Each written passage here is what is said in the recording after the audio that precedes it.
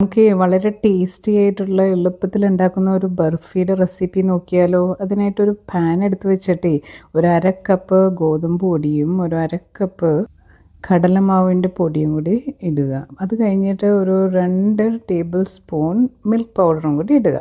ഇത് ഓപ്ഷണലാണ്, പക്ഷേ ടേസ്റ്റിയാണ്. അത് കഴിഞ്ഞിട്ടൊരു നുള്ളു ഉപ്പും കൂടി ഇട്ടിട്ട് എല്ലാം കൂടി അങ്ങോട്ട് ഷടപടേ എന്ന് പറഞ്ഞ് മിക്സ് ചെയ്ത് വെക്കുക.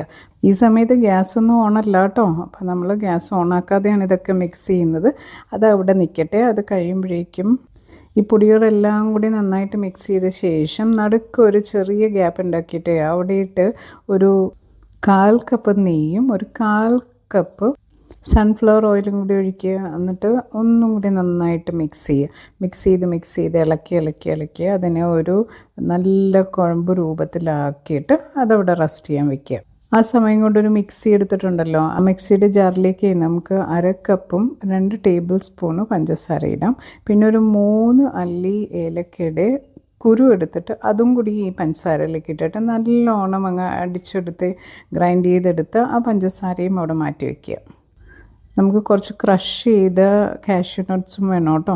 ഇനി നമ്മുടെ ഗോതമ്പ് പൊടിയും കടലമാവും ഒക്കെ കുഴച്ച് വെച്ചേക്കുന്ന മിശ്രിതം നമ്മൾ ഗ്യാസിൽ വെച്ച ശേഷം അത് ഗ്യാസ് ഓണാക്കുക. ഒരു മീഡിയം ഹൈ ഫ്ലെയിമിലാണ് വെക്കേണ്ടത്. എന്നിട്ടൊരു 7 തൊട്ട് ഒരു 10 മിനിറ്റോളം നമ്മളിതങ്ങനെ ഇളക്കിക്കൊണ്ടിരിക്കുക. ഗോതമ്പ് പൊടിയും കടലമാവും ഒക്കെ ഇങ്ങനെ പതിയെ മൂക്കാൻ തുടങ്ങും. അപ്പോൾ അതിങ്ങനെ ഇളക്കിക്കൊണ്ടിരിക്കുക. നെയ്യൊക്കെ ആഡ് ചെയ്താണല്ലോ, അപ്പോൾ അത് ഇങ്ങനെ പതിയെ ലൂസായി നല്ല ഒരു ലൂസ് പരുവത്തിലാവുന്ന സമയത്ത് നമുക്കൊരു 10 മിനിറ്റൊക്കെ ഏകദേശം എടുക്കും. അതിൻ്റെ കളറും ഒക്കെ മാറും, ഒരു സ്മെല്ലൊക്കെ നല്ല സ്മെല്ല് വരാനൊക്കെ തുടങ്ങും. അപ്പോൾ അങ്ങനെ കുറച്ച് ലൂസായി വരുന്ന സമയത്ത് ഗ്യാസ് ഓഫാക്കിയ ശേഷം നമ്മൾ എന്താ ചെയ്യേണ്ടതെന്ന് വെച്ചാൽ കുറച്ചൊരു ചൂട് കുറഞ്ഞു കഴിയുമ്പോഴേക്കും ഈ മിശ്രിതത്തിലേക്ക് നമ്മൾ നമ്മുടെ പൊടിച്ചു വെച്ച പഞ്ചസാര ആഡ് ചെയ്യണം. അപ്പം നന്നായിട്ട് ചൂടുള്ള സമയത്ത് ആഡ് ചെയ്യാൻ പാടില്ല, ചൂട് കുറയാനും പാടില്ല. ചെറുതായിട്ടൊന്ന് ചൂട് കുറയുമ്പോഴേക്കും ഈ പഞ്ചസാര ആഡ് ചെയ്ത് കൊടുക്കാം. നമുക്ക് പൊടിച്ച വെച്ച പഞ്ചസാര നമുക്ക് ആഡ് ചെയ്ത് കൊടുക്കാം.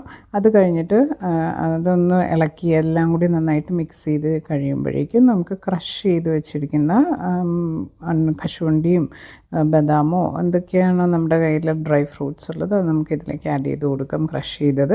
എന്നിട്ട് ഒന്നും കൂടി നന്നായിട്ട് അത് മിക്സ് ചെയ്ത് നല്ല ഒരു പരുവത്തിലാവുമ്പോഴേക്കും നമ്മുടെ കേക്ക് ട്രേ അല്ലെങ്കിൽ ഏതെങ്കിലും വട്ടത്തിലുള്ള ടിഫിൻ ബോക്സോ എന്തെങ്കിലും അതിൽ ബട്ടർ പേപ്പർ വയ്ക്കുക. എന്നിട്ട് നെയ്യ് പുരട്ടിയ ശേഷം നമുക്കിത് ഈ മിക്സ്ചർ നമുക്കതിലേക്ക് ആഡ് ചെയ്തിട്ട് അത് നന്നായിട്ട് അതിൻ്റെ പുറമേ നന്നായിട്ടൊന്ന് അമർത്തി ഒന്ന് ലെവലാക്കി കൊടുക്കുക കേട്ടോ. അതിനെ ഇങ്ങനെ നല്ല സ്മൂത്ത് സർഫസാക്കി മുകളിലാക്കി കൊടുത്തു കഴിഞ്ഞിട്ട് അതുമേലെ നമുക്ക് കുറച്ച് ക്രഷ് ചെയ്ത നമ്മുടെ നട്ട്സോ അല്ലെങ്കിൽ ബദാമോ ഫ്ലാക്സ് സീഡ്സോ എന്തൊക്കെയാണ് നമുക്ക് ഇഷ്ടമെന്ന് വെച്ചാൽ അത് നമുക്ക് സ്പ്രെഡ് ചെയ്തിട്ട് ഗാർണിഷ് ചെയ്ത് നല്ല ബ്യൂട്ടിഫുള്ളാക്കാം. എന്നിട്ട് ഇത് ചൂടാറാൻ വേണ്ടി മാറ്റി വയ്ക്കാം.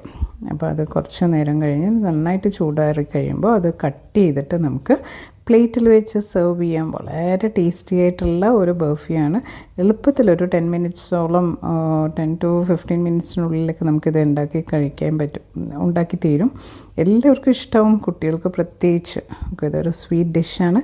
എല്ലാവരും ട്രൈ ചെയ്യുക. വളരെ ടേസ്റ്റിയാണ് കേട്ടോ.